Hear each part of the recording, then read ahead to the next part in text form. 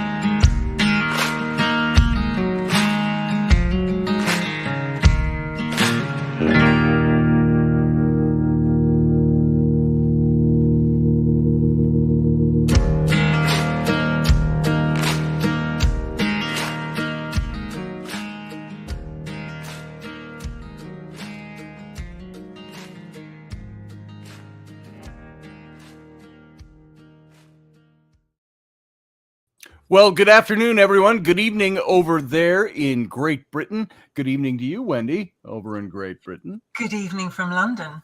Oh, why, thank you. I felt that like that was almost personal. You're looking absolutely stunning tonight. Thank you, darling. If I could reach through the screen and touch you, I would.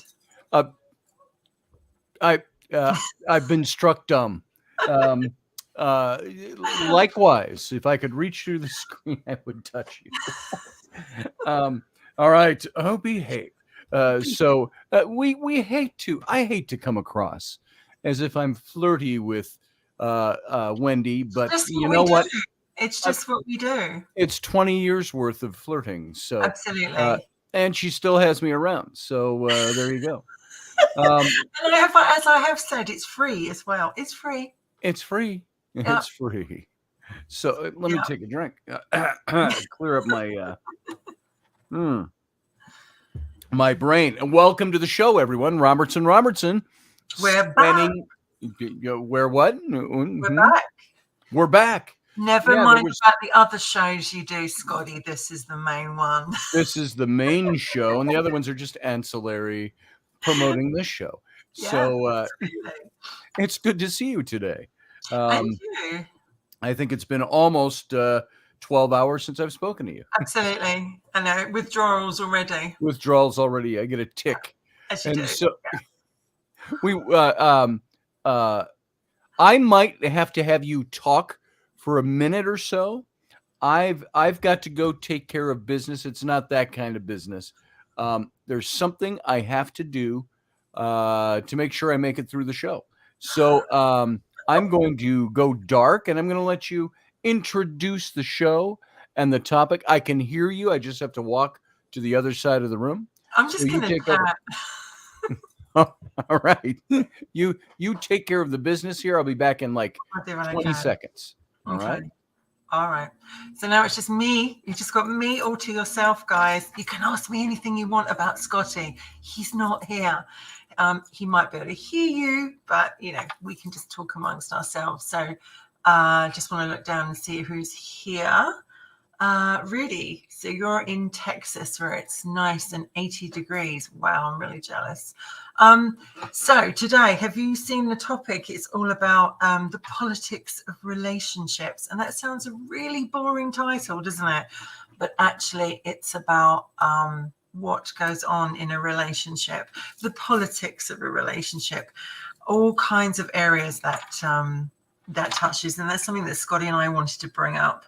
Was like, you're in a relationship and, when you first get into a relationship, it's really, really good. And it's all on high and everything's really good. And then as time goes along, you like my picture. Sorry, I'm reading the comments as they come up. That is my Buddha. And right there, which is just about there, is Henry. So hopefully he's going to stay quiet. Rudy, I'd love to reach through the phone and hug you both. That would be lovely. He's back. We were just talking about you, Scotty, don't we? I heard everything. And the thing I went to get wasn't there. So, okay. Oh, well, it's all right. Onward and forward. Onward and upward. As they say. So, what's on your mind today? I know we have a topic, but what's on your mind exactly today? Not even exactly. That's not how I wanted to say that. How's your day? What's going on? What's new? What's shaking? Well, it's no secret that I've not been feeling too well. So I've been kind of in the wars and I'm not out of it yet. And lots of tests being done. And you put a good, the show goes on. You put a good face on and everything. But underneath, you do. Not feeling as fabulous. I'm actually sitting here with an ice block. That's not good. A little sciatica, I know. I don't know if you were going to announce it. I've got some of that myself. Yeah. So I know what that feels like. When it hits you, where does it affect you? Does it go down your leg? Does it go, buttocks, as they say? Does it affect your back? It's across the bottom of my spine, down my bum, into my leg. And it's mainly on my left-hand side, but it gets to a point where it starts to spread. But that's just one area. And as I said, I've been having this sore throat on and off for a long time. Yes. Not found the reason why. Now I've got to have loads of tests to see what's causing it. And I'm on more drugs. So, swabs and all that kind of stuff. I'm glad you made it in. You're one tough broad. Do it on your own, darling. There'd be no Robertson. That's right. It would just be Robertson, no one. How can you have Roberts without Robertson? You can't. That's the thing. Can't. And I think we found our own remedy for that. So because you can't do it alone. You can't have anyone else take my place. That would be illegal. No. That would be sacrilege. It would be all those things like that. It's been a difficult week. Let's put just in general, in every single area, it's been a really difficult. And one of the things we were talking about last night was one of the reasons why we talked about this subject was about the politics of relationships, regardless whether it was a friendship or whether it was, lovers or whatever, and it's like I noticed I've only just recently seen the banner because I'm like, where's the banner? Diplomacy and bargaining. And it's like, I've often said this, it's not what you say in a relationship, it's how you say it to somebody. It's very true. And unfortunately, we all know people, we've all done it ourselves, we've all been in relationships. And people say, you're talking about relationships. And it's like, because there is so much, it's such a massive topic. And I notice in your shows, the ones that I'm not in, yes, the bad ones, the bad ones, it's very sort of Celtic and Egyptian and all the kinds of stuff. So this is Scotty getting personal and down and deep. It is. And I've never been guilty of not being too personal. Absolutely. I've talked about things. I had a guy once that owned his own radio network, and he chewed me out one day because he asked me to do a fill-in show, and I didn't have anything other than a personal topic that I was talking about. Had to do with abuse and things like that. And he didn't like that. He thought, and he dropped me from his network for that. And I said, you know what? When I do a show, I'm going to do what I want to talk about. It's the things that affect me, the things that are important to me. We do a lot of what I like to call pop psychology on my show.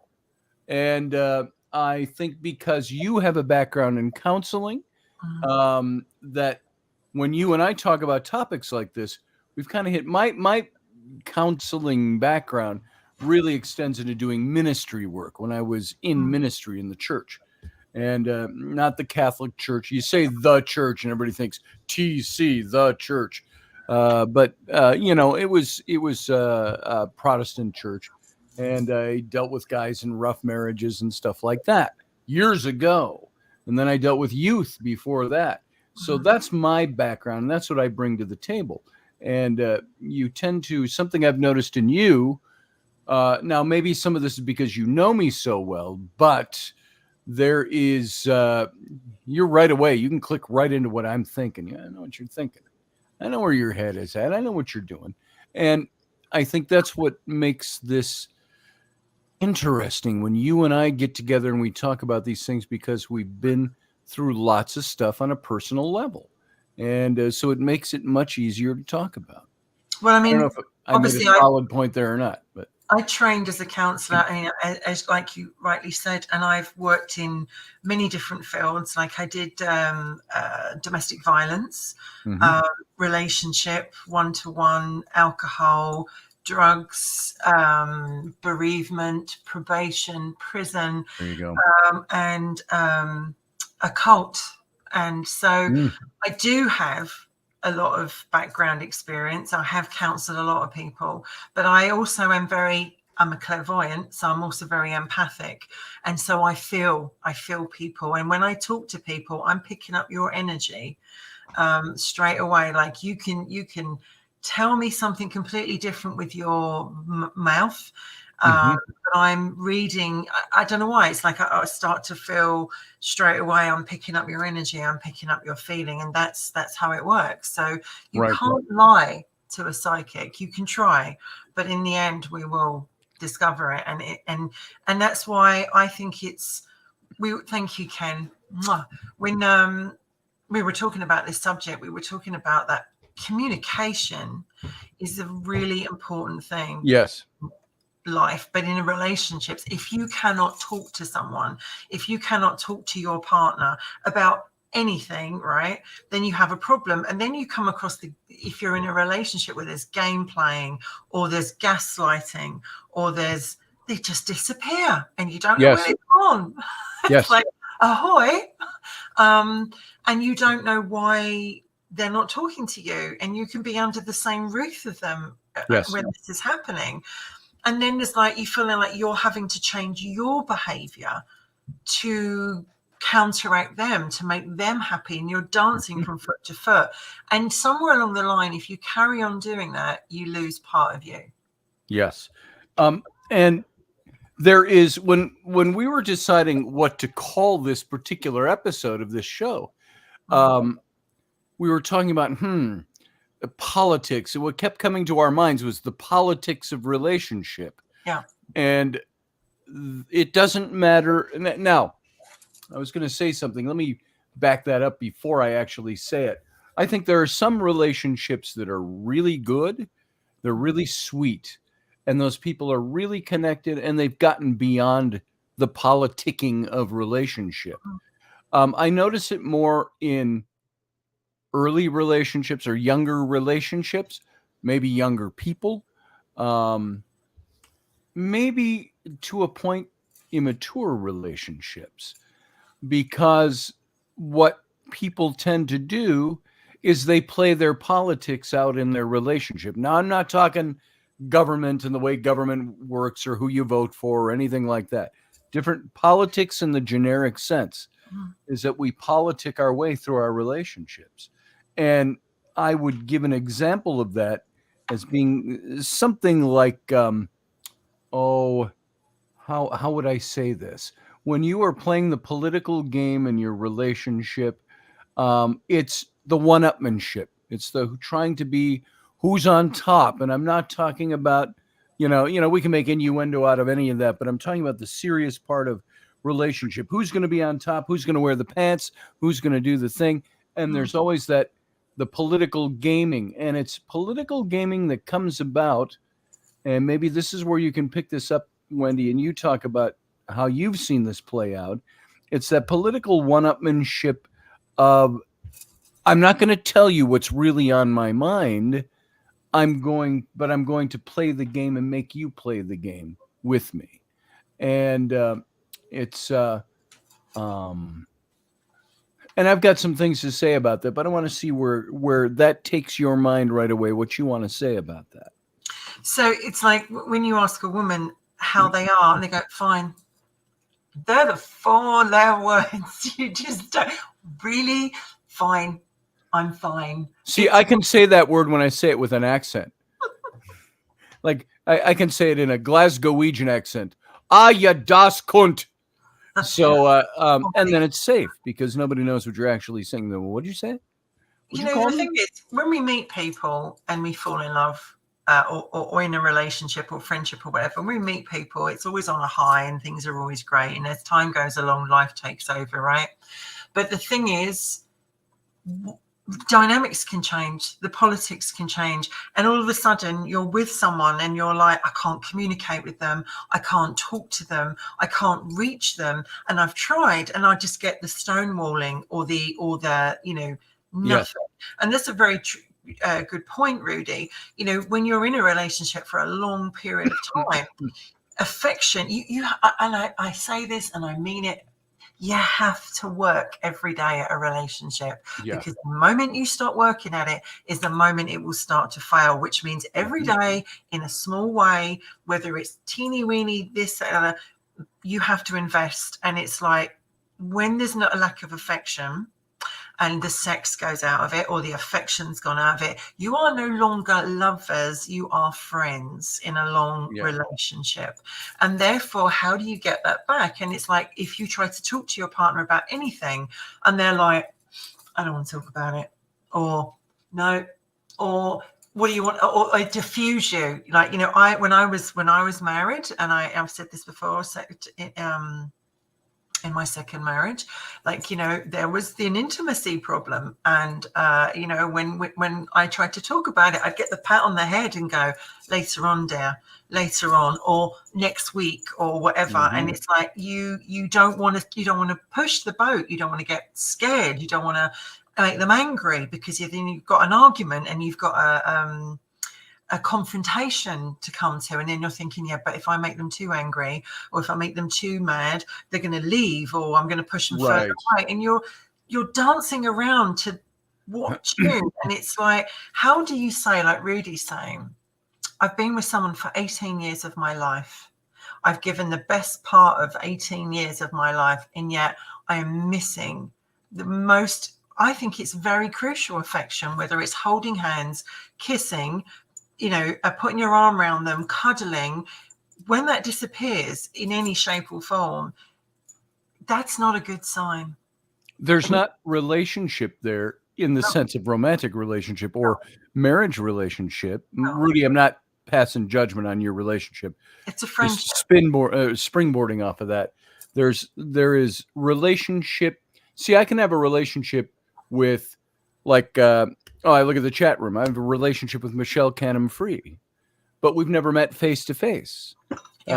We just talk and we have a relationship. But that's not a marriage. That's not what makes up a marriage or an intimate relationship. I don't have an intimate relationship with her.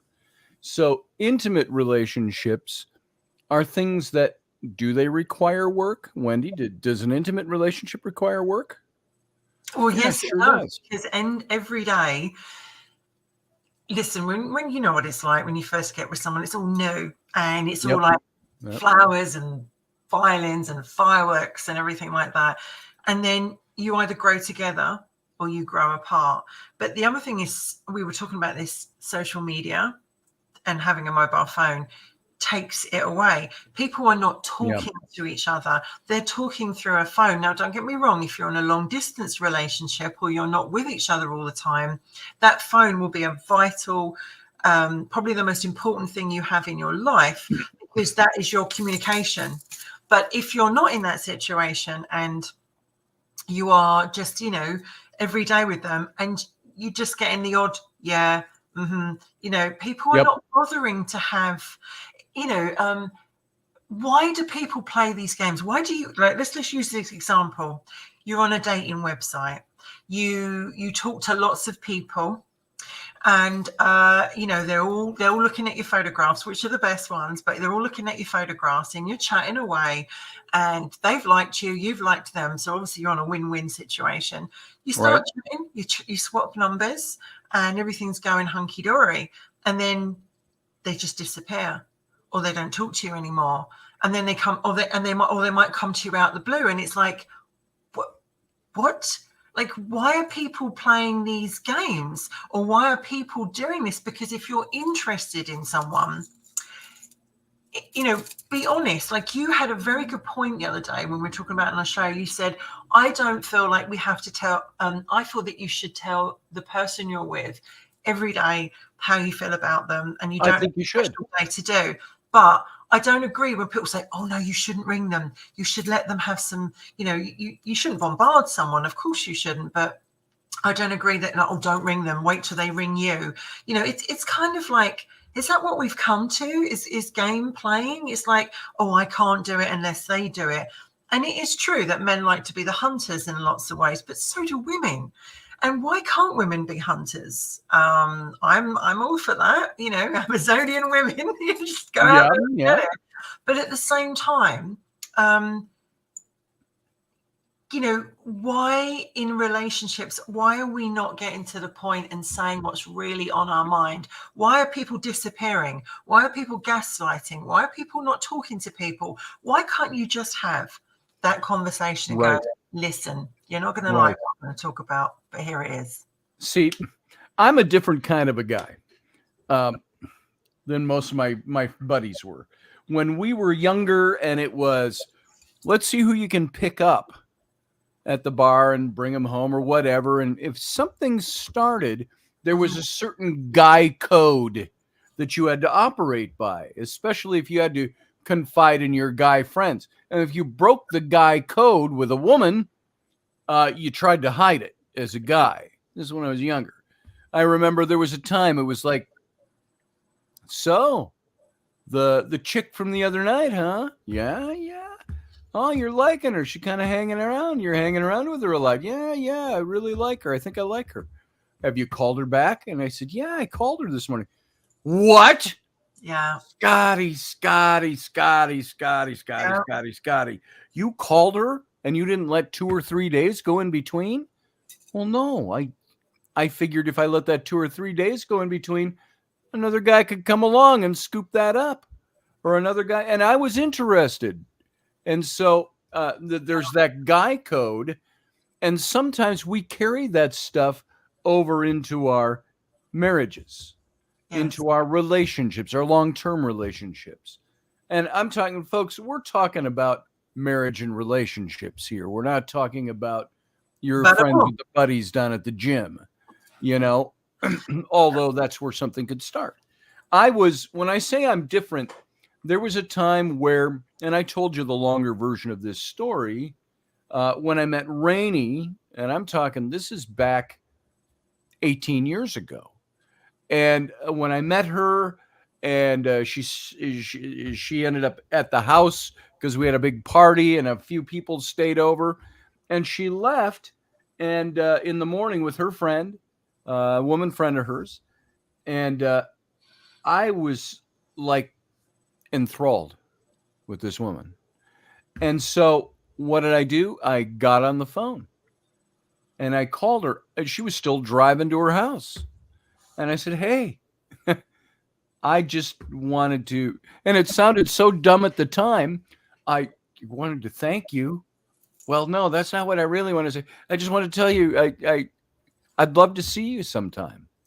And and she just kind of giggled and laughed and did that thing, and I hung up the phone, and that's where I got the, "What, you called her?" Because that broke the guy code. Yeah. And so, but when we carry these kinds of things into our more or less permanent relationships, and I use permanent lightly because nothing's permanent anymore, obviously. Mm-hmm. So I think our society has turned things into temporary. Everything's temporary because you can walk away from it if it doesn't work. And then there's the this is where the kind of the blackmailing thing comes in. There are, when we get used to being with someone, and I've often wondered in my head, if you and I had gotten together, and actually gotten married, I wonder if we'd still be married today. I tend to think we probably would because of the kind of people we are. Mm-hmm. But when people get into these relationships that become permanent, many times you listen too much to social media nowadays, especially, or society, or friends that will tell you, you really could have been you could have been the CEO of this company if you'd have kept up with that instead of getting married and having kids, or vice versa. And so we get all these outside influences that are thrown at us, and then we will let those affect the way we relate to the other person. Or you get used, like you were just saying a few minutes ago. At the beginning, it's all flowers, and it's all, waking up with a rose in your teeth, and a couple years down the road, he gets up, he's scratching his ass, farts in the bedroom while he's going to find a cup of coffee, and it's like, oh, honeymoon's over.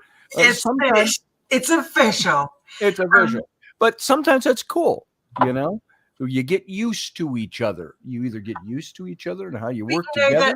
That's a nice thing as well, to get used to each other. Yes, but it the is. Thing is, like, social media has made it more easy to cheat as well. Yes, and show you what else is out there. Because in the olden days, before there was the phone and the dating apps, right, you had to meet somebody. Maybe you did speed dating, or maybe you went to a singles night, or whatever. You went to a nightclub, you went to the pub, you went to a bar.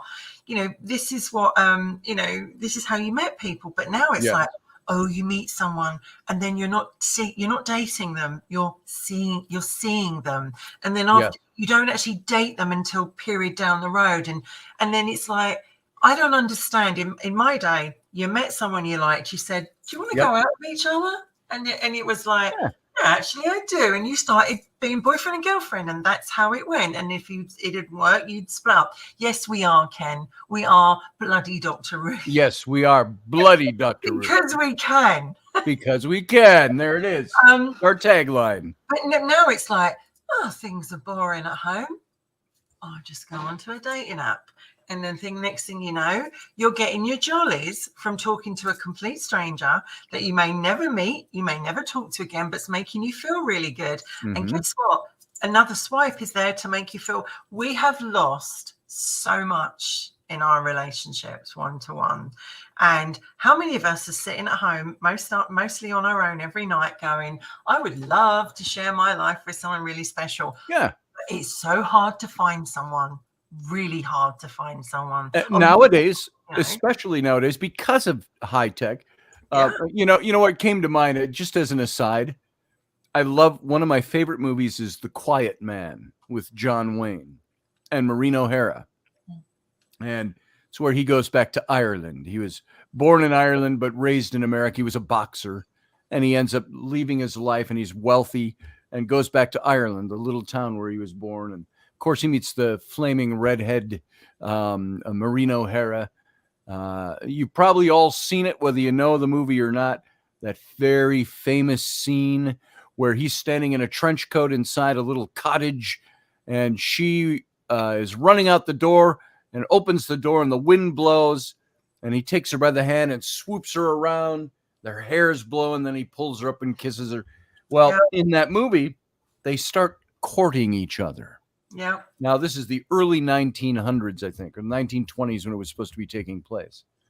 And they're courting, and there's a little old man, the Irish guy in town, Micheline O'Flynn. And he takes him out on there was a word for it, but he takes him out for a walk. And they can walk out in front of him. He's got his little horse and buggy, and he's following them at a slow walk. And he says, "Now you can all go out and walk, but there'll be no patty fingers," he says to him, because they're courting. Yeah. And so he had to go through the official courting process. That always come. Do people still court?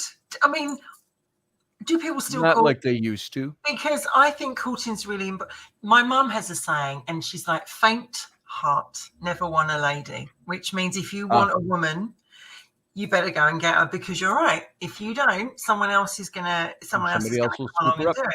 And this is why, when you were saying about the guy code, your mates are saying to you, "What are you doing that for? Don't do that." No, you've got to be all, you know, what's the word? Coy and mysterious, and make them chase you. And it's like, that's true. You don't have to just like lie down and give them everything. But that's you know, right. At the same time, I think you should put your hat in the ring, and you should say to him, "Look, I like you. I think this could be something." But you can leave your hat on. So you can leave it on. Steele Randall says, "As a rule, I never sleep on a first date. I stay awake and enjoy everything in the moment." Good to hear that. There's a man after my own heart. Good to hear that. So you're absolutely right, Wendy. But now, when you get to that point, what happens when a relationship ends up with the? You see all this? You see this? Yes. You can't touch it unless I get what I want. Yeah. Then I'll give you some. The bargaining. The bargaining in not good faith. Sometimes it's in good faith. Sometimes it's not. Another lesser form of bargaining. Hey, you left the mayonnaise out on the counter. Oh, I did. You're right. I did. Are you going to put it away? Well, no, I wasn't gonna, because I was going to use it more later. But by all means, if it bothers you being on the counter, you can put it away. I'll come and get it later. And so there's a little bargaining that goes on in relationships on that. Maybe on the light side, the little tiny light side, and on the very serious side. It's there's perceptions. I think when we have perceptions of what things are supposed to be, or expectations of what things are supposed to be, you're the man, and so you're supposed to do this, this, and this. You're the woman, and you're supposed to do this, this, and this. And when those expectations aren't met, or things don't feel as good as they ought to be, all of a sudden, it's like guys are a lot quicker and a lot easier with this. It's like, and I've noticed this from some of my work with dealing with guys in bad relationships, bad mostly because they made them bad. Somebody told me a long time ago, it was in ministry, when I was in ministry counseling. He said to me, when a man leaves a marriage, he says, it's become so commonplace. Because guys, many men don't stick with the stuff. They see something better, they go over there, or they let that affect them quickly. Women, he said, however, it takes a whole lot for a woman to let go of her man. Yeah. She has a lot more not at stake, but the way we're emotionally put together, the wiring. A guy can look and go, I've got the call of the sea. I'm going to go do some pirating. I'll be back in 2 years. Or doesn't even think that far ahead. And a guy can walk away from kids easier than a woman can. because they compartmentalize those things away. Yeah, So we what deal happened? with things very, very differently. But I think Yes. nowadays, if you were to walk away and say, I'm going away for 2 years, I think it would be very hard for someone to be on their own for that period. I mean, that's the thing with when you're long distance as well. You have to work at things so much more because you're at a long distance. You've got to have the phone calls every day. You've got to speak to each other every day. You've got to send the stuff through the post. Yes. It's very important. Rudy put a very good point, which is what I wanted to pick up.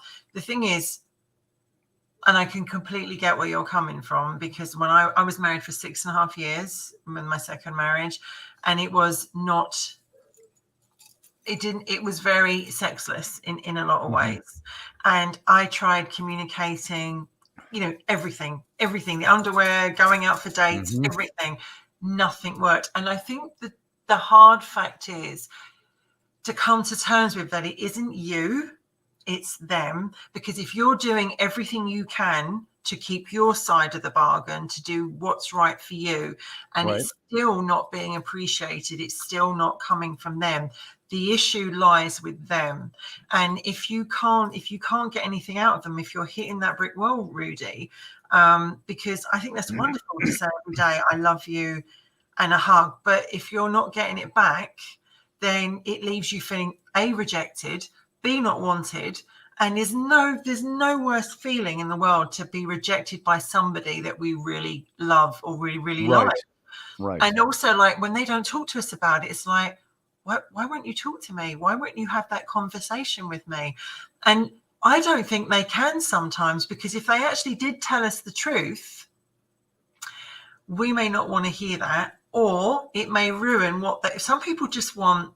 And I don't say this is in Rudy's case, but in a lot of people's lives, some people don't want to give up the security of their relationship. Right. They want the home, they want the family, they want the money, they want the situation, social standing or whatever. But they don't fancy that person anymore. That part of it's gone. Right. And that is a worry, because at that point one of them's going, but I still want you, and the other one's going, yeah, later, or maybe if you do this, or maybe if you do that. That's not how it should be. And many times there are baggages that come along with those people that you don't know them up front. No. You can't psychoanalyze somebody before you marry them. Well, you probably can in certain ways in relationships, but grill them. What's that? Grill them with the light and the thumbnails. That's right. I just say, you want me on the sofa? I'm there, baby. So, you can grill them a certain extent, but this whole thing I was talking about, I got a couple of notes I've got here on emotional blackmail. This is what happens in a lot of relationships.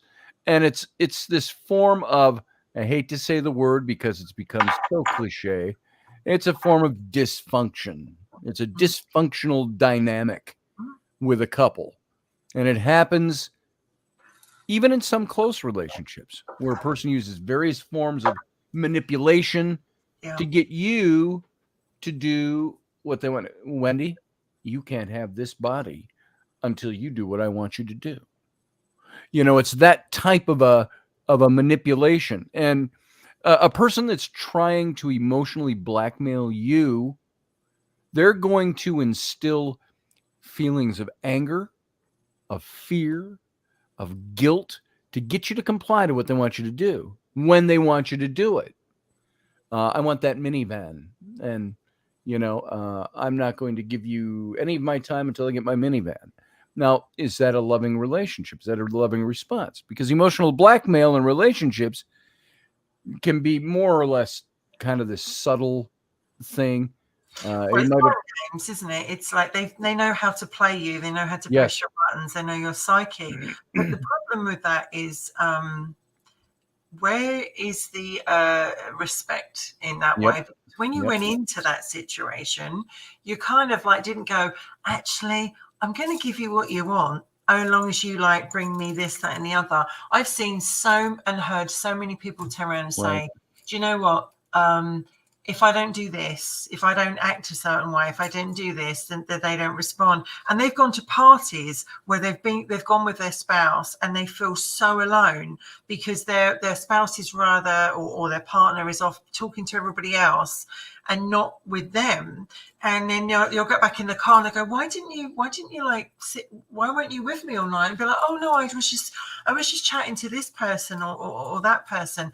And also I find as well is that people bring you down. Like they really can, one of the cruelest things you can do to someone is bring someone's self-esteem down and self-respect. And it's like you can put them down. Are you not wearing that, are you? Oh, you look awful. Yeah. You look awful in that. You need to change that. I'm not going out with you wearing that. Like it's or they're Henry's dreaming again. Or they'll say things like, oh yeah, but it was different then. It was different back then. Yes. There'll be the howling in a minute. Right. That happens a lot because I've been there in a situation where we'd be like, but what happened when we first got together? Oh yeah, but it was different then. I know you now. I know you better. I'm like, right. Oh.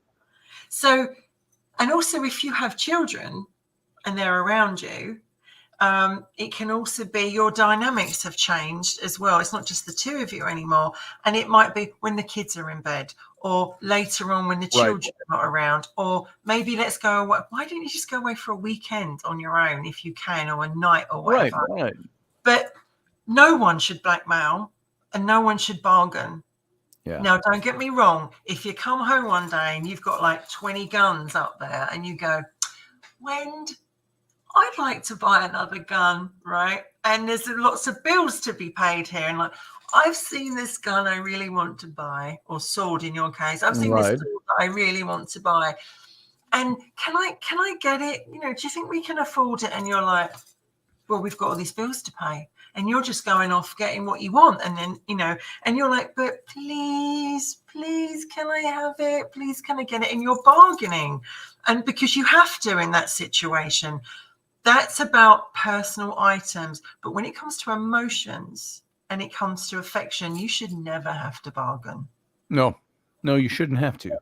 I had an ex-wife that was that way.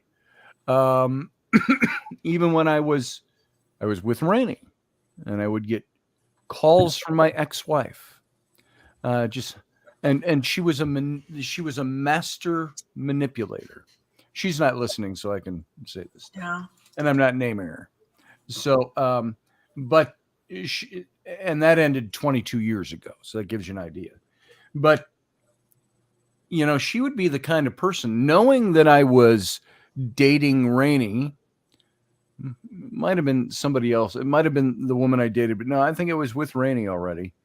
And she would do things like she would, and mind you, she was a good-looking woman. So right away, a guy's defenses all go down with a good-looking woman. And they really have to kick their brains in sometimes. What's that?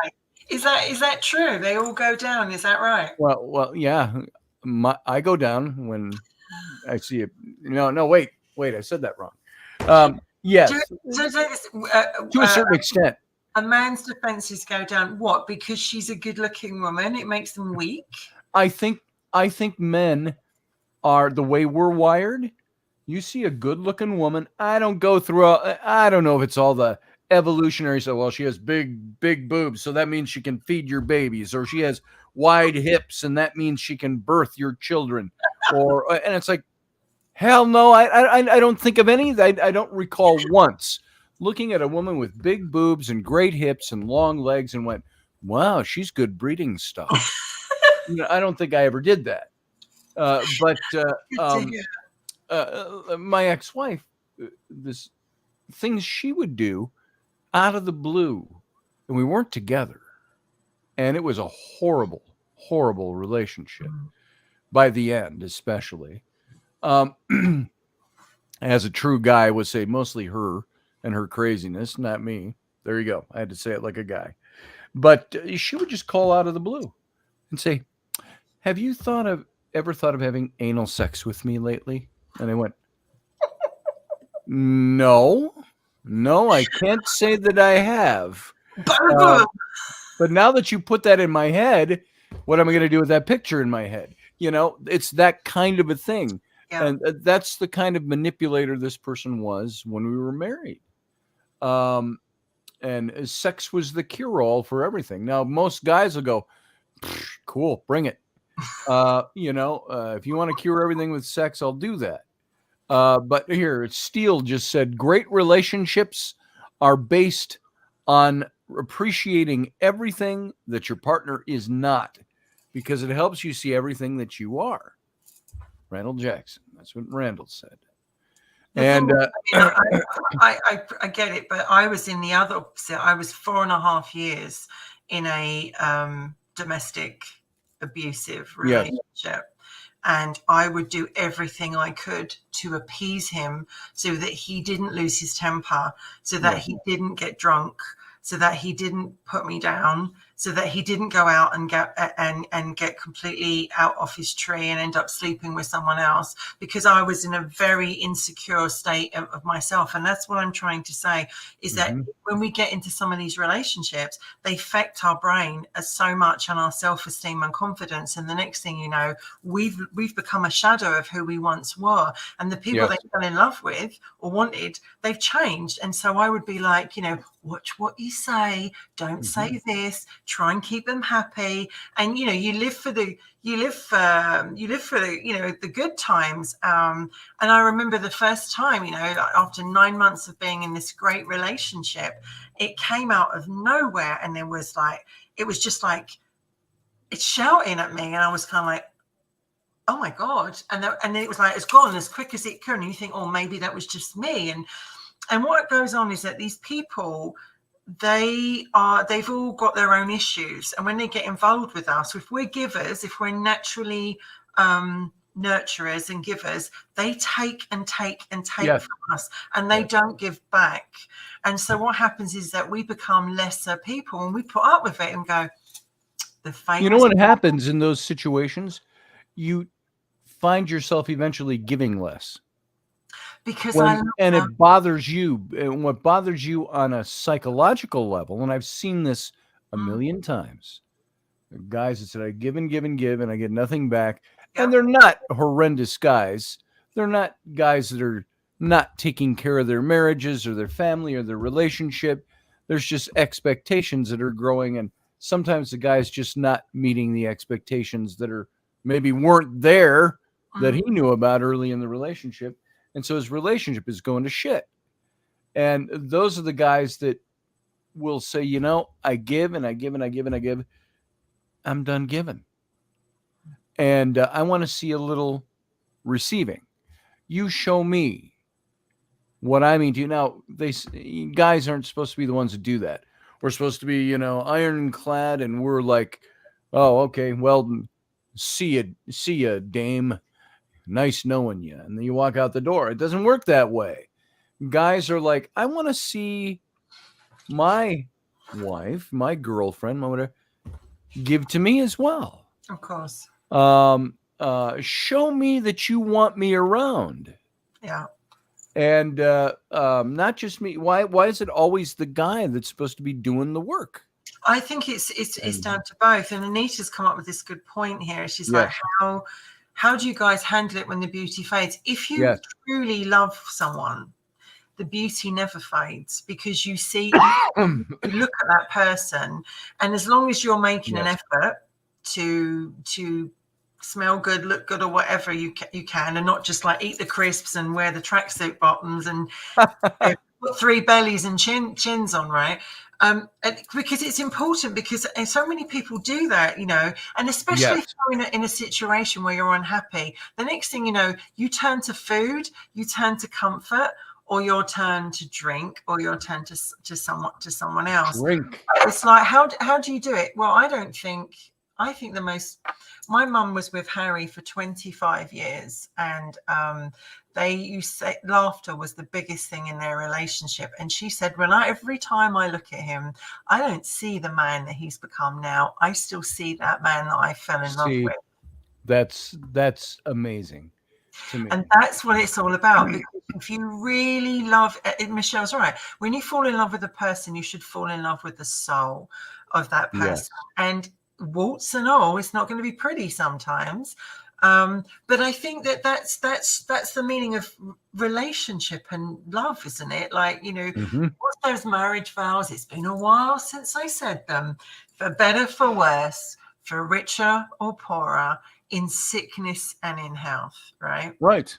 And if you don't go that way, so I think that if you're in a relationship where you're having to bargain, your self-esteem is being ripped apart, you're feeling rejected, you're not getting the attention or affection you want, you then have to say to yourself, yeah, this isn't working for me anymore. Yeah. And if they're not going to talk to you, what do you do? That's it. And I want to take a stab at that too. What do you do when the beauty fades? I think when you truly love somebody from your heart and your soul, the beauty doesn't fade. Anybody who wants to judge somebody else on the basis of their beauty fading probably has lost some of their own beauty physically too. Most guys I know that have been in marriages for a long time don't have a six-pack and don't have their perfect hair anymore, and they usually have lost some hair.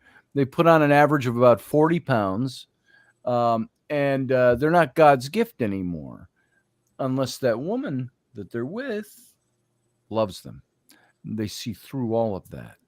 And there was the old song from, again, I bring it up again, I'm not gay, but I like show tunes.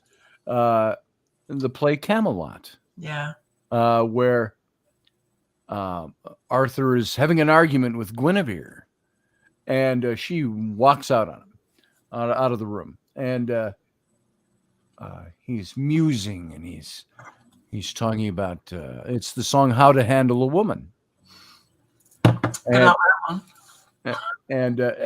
it's neat. He says, "What does the song say? How to handle a woman." Do I threaten or cajole or plead? Do I brood or play the gay romancer?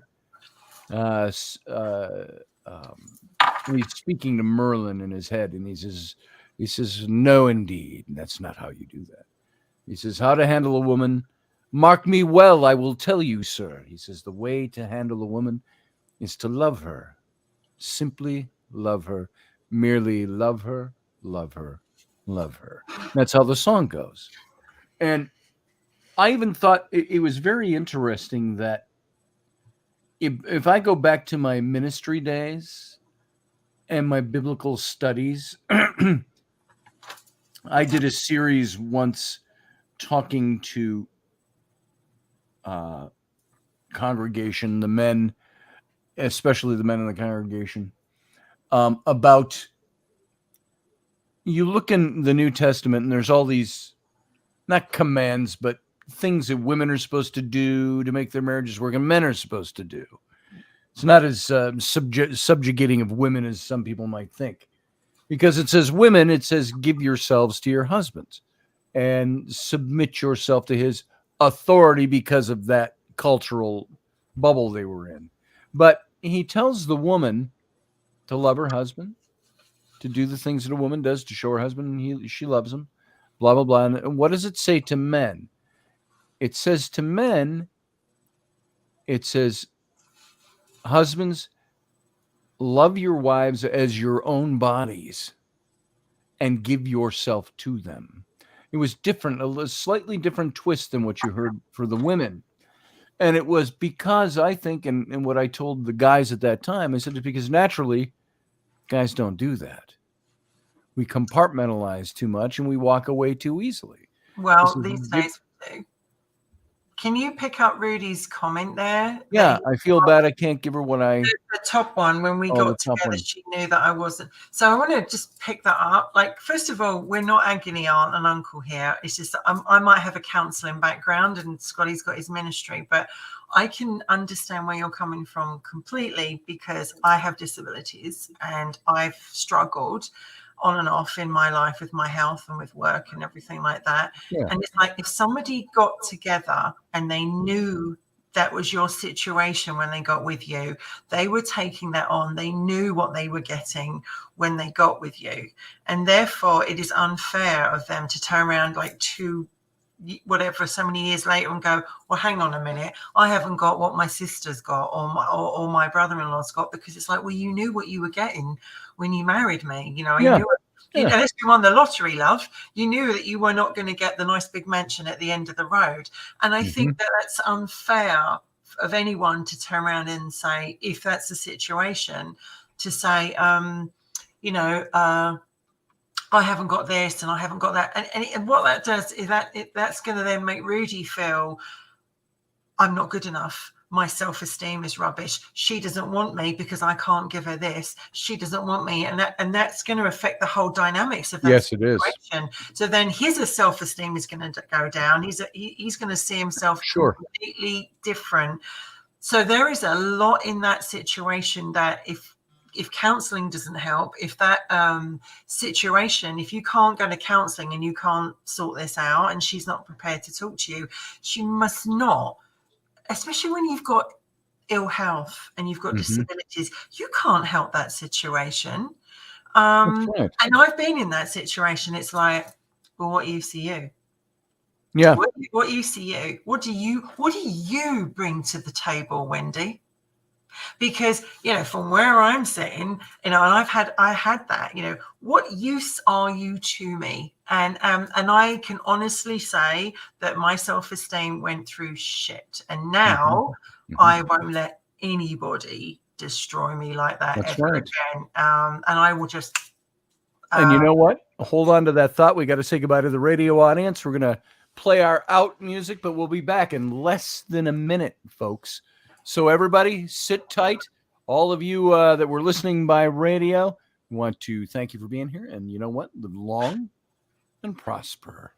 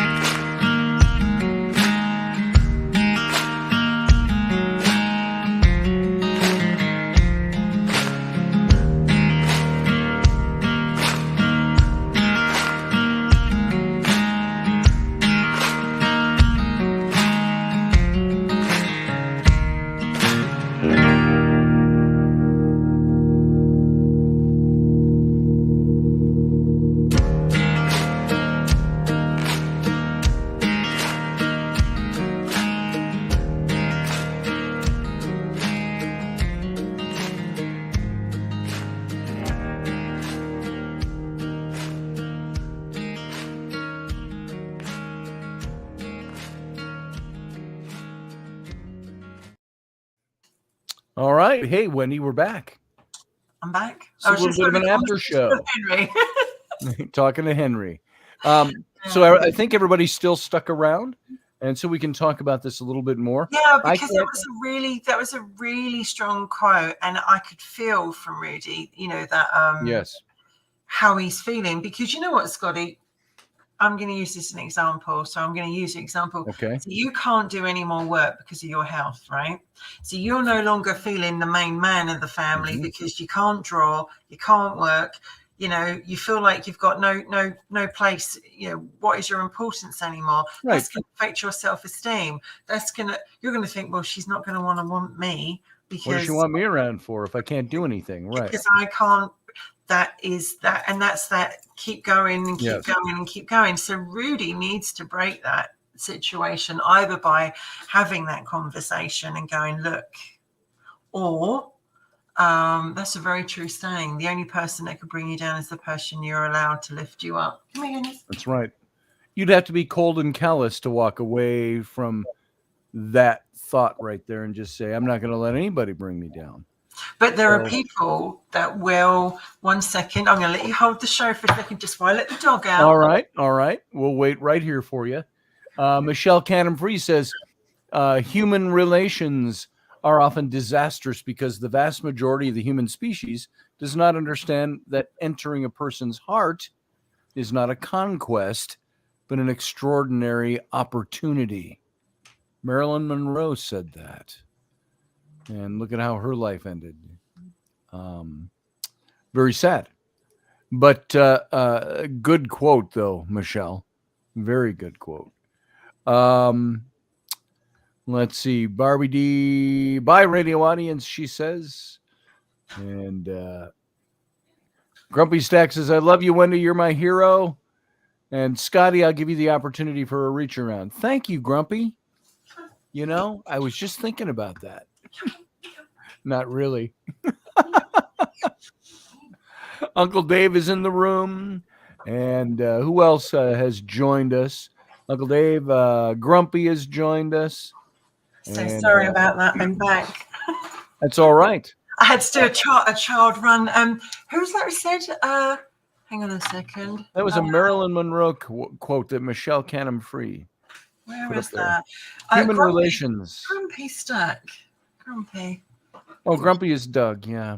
Doug. Oh, Doug. Hello, Doug. Yes. You okay down there with your sciatica? No, it's hurting. Let's have a look. I'm just trying to pick this up. So the thing is, nobody should. Are you judged on what you financially bring to the table? Is that the only factor by which partners should be judged? Like, is that your worth? What you bring to the table financially? Mm-hmm. Isn't it what you bring all the way round, right? You'd think. But many people don't treat it that way. No. How you doing, Wendy Williams? Who's that still? How you doing? How you doing? I say Joey from Friends. How you doing? So I mean, what is your worth to someone like? I really feel for Rudy that his pain in his yes. messages is really quite strong there. I mean, that's not nice, is it? Every day you're. How do you overcome that? I mean, this is more than just an episode of this show to talk through these kinds of things. But what happens when you are no longer the spring chicken? You're no longer youthful. And you've been in something for many years, and you say, what are my options? My options are, I go out there as an older person, an older woman or an older man. I get out of what I'm in. I focus on myself, or maybe look for another relationship, whatever it is, which is not high on a lot of people's lists when they start to get a little older. But what happens? I look at somebody like Rudy and I go, you're probably thinking, I have a finite amount of time left. Yes. When I was 20 to 29 years old, in that range, world's your oyster. You got 100 years in front of you. As far as it could be 10, but it felt like you got 100 years.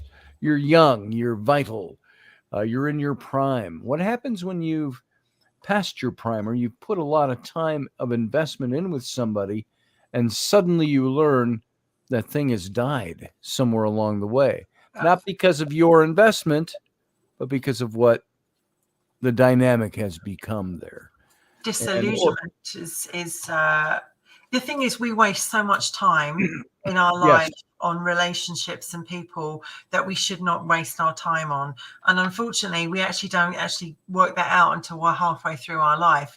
And we look back and go, all that time I wasted on that person. And do you remember, you go through those times where you're crying and you're trying to justify everything and you're trying to make it work. And you look back and you go, I put up with so much shit. When that favorite comment of Helen Mirren, I should have turned around and said the word fuck off more, right? That's what I should have said more. So absolutely, like I think TikTok, what's that? That's when you have finite amount of time left, I think she's because like now especially when you get to 50, which we have reached that target, you're actually looking for it and you're like, well, that's 50 fucking years gone, right? I've just gone through all that, right? I've just done that, I've gone. And now how much time? Because you've got more time behind you than you probably have in front of you. So you've got worth. So that's why with Rudy, I know he's probably looking at his situation going, well, I've given all these years financially and a home and everything else, especially if you've got disabilities, it's not that easy to just walk away and give that stuff. That's right. But he really does deserve something. You know, life is really short, and in a blink of an eye, we're gone. And we put up with, why do people, this is a question, why do people stay with the wrong partner for so many years? I think, number one, there's the comfort zone. One of, you can be somewhere where something is uncomfortable, but you stay there anyway because it's too uncomfortable to walk out of it or to exit it. I think people tend to do what's comfortable, but that's not exactly true though either, because they're already in an uncomfortable situation. Why do they stay in an uncomfortable situation? I think people will stay until something becomes unbearable. And once it becomes unbearable, then it explodes in all the wrong directions. So thank you, Michelle. There's nothing more tragic, she says, than to fall in love and realize you'll never be with that person. Oh wow. That's profound. Yeah. Did you hear that? The wording of that? Amazing. I think there's nothing more tragic than to fall in love and realize that you'll never be with that person. Now, maybe I took that a little different way. I know what you're saying there, but what about the person you fall in love with and you marry them and realize you'll never be with the person you fell in love with? I think we all have that hope. Was it live in hope, die in despair? But it's Yes. like, I mean, when I asked that question of why does someone stay, it wasn't because I was looking for an answer, because I've been that person. I did stay with that person, and people will be like, "Why are you with them?" I think what we've learned through Robertson when we do these topics, so many people really like these one-to-one relationship topics that we talk about, because they're either going through crap in their own life or similar situations, or they get something from it. And it's fun to do the paranormal and the history and other things from time to time, but it's like tonight, hopefully somewhere along the line, and I haven't seen Rudy come back yet, maybe something we've said has helped him, or at least given him the thought that he's not out there on his own going through it, because at the end of the day, there it is. I don't want anyone to think that we're here to give anyone wildly advice, but it's like life is short and you are only here for a short time, and no one has the right to take your self-esteem. That's right. No one has the right to keep rejecting you, but they'll only keep rejecting you as long as you allow it. You only put up with what you allow. Mm-hmm.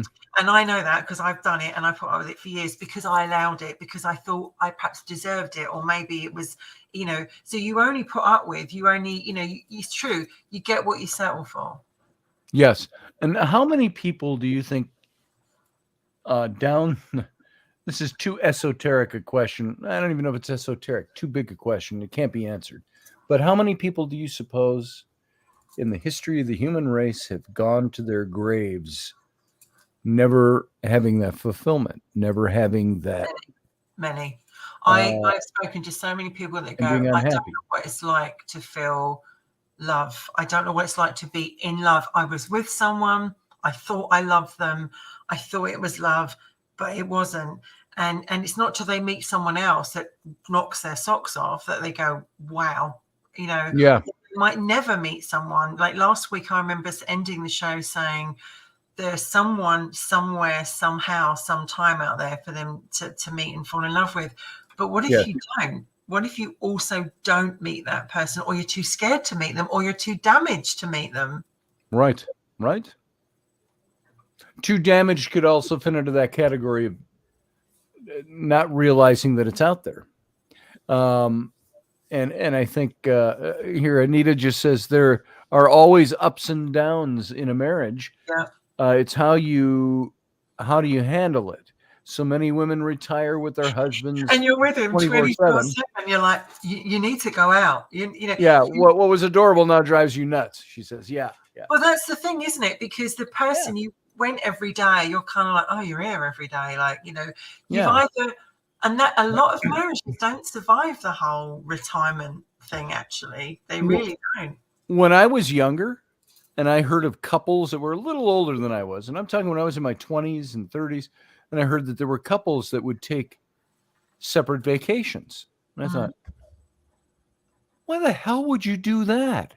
Why don't you take a vacation with your wife, dude? Yeah. He says, I live with my wife every day. He says, sometimes I like to go take my vacation. Now, as it so happens, I have gone to Egypt several times.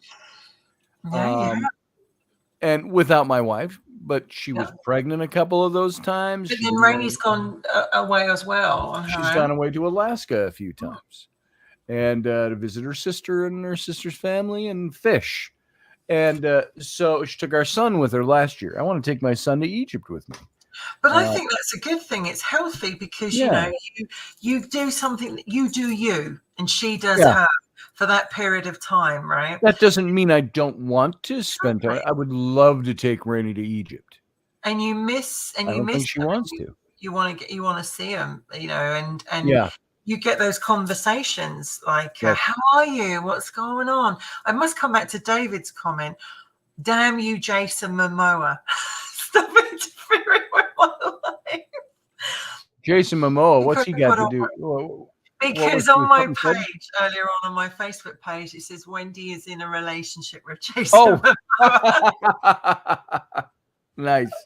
I missed that. Sorry, Uncle Dave, but you didn't ask me. See, I never look at your page because we always talk.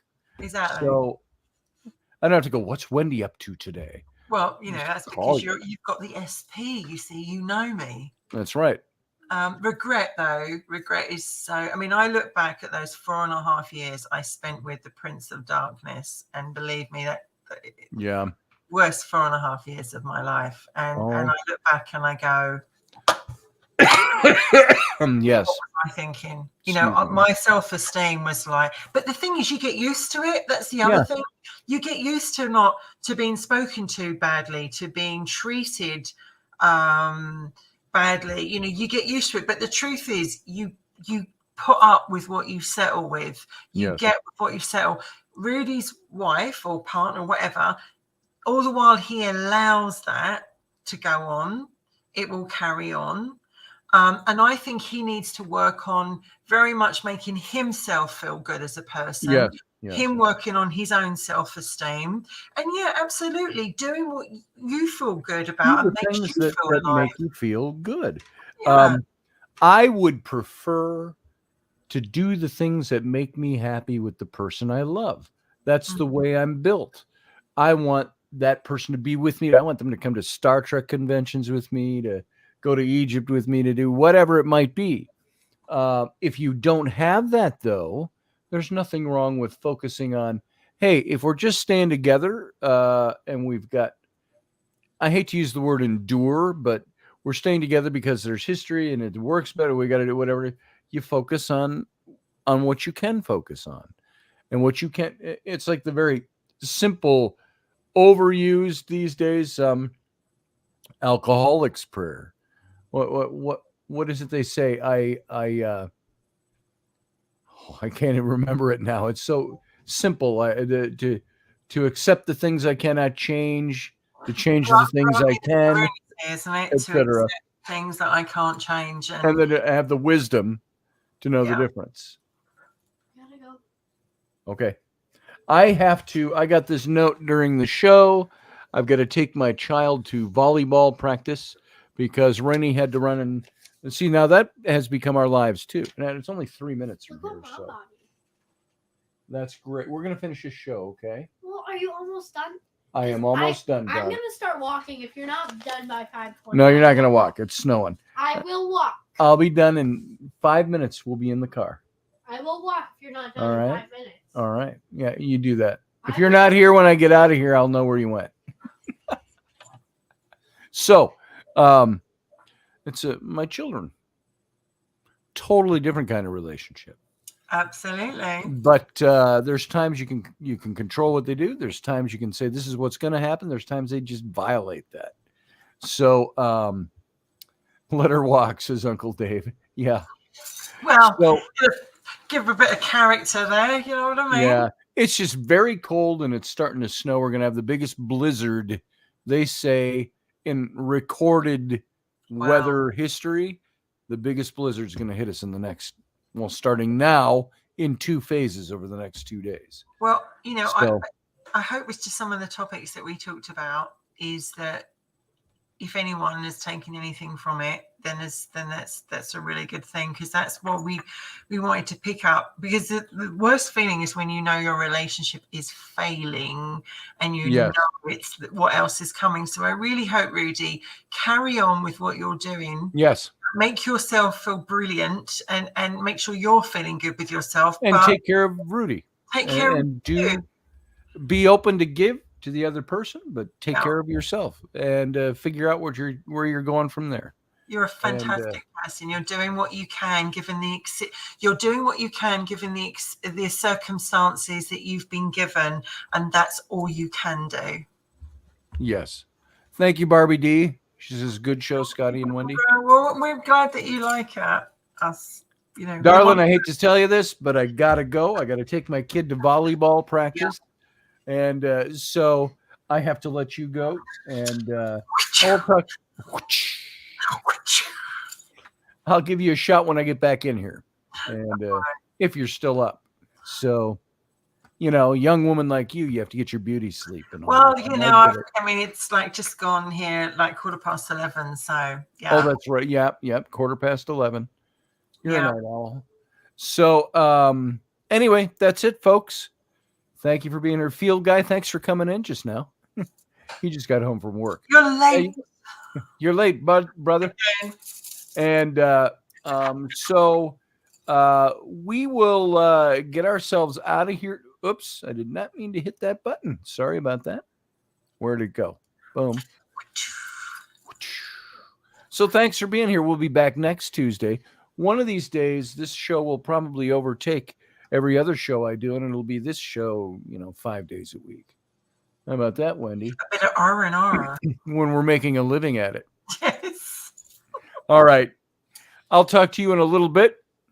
Love you. I got to get out of here. Thanks, everybody. Thanks for being here. And we will see you next time as soon as I find the right button here. All right. Good night. Live long and prosper.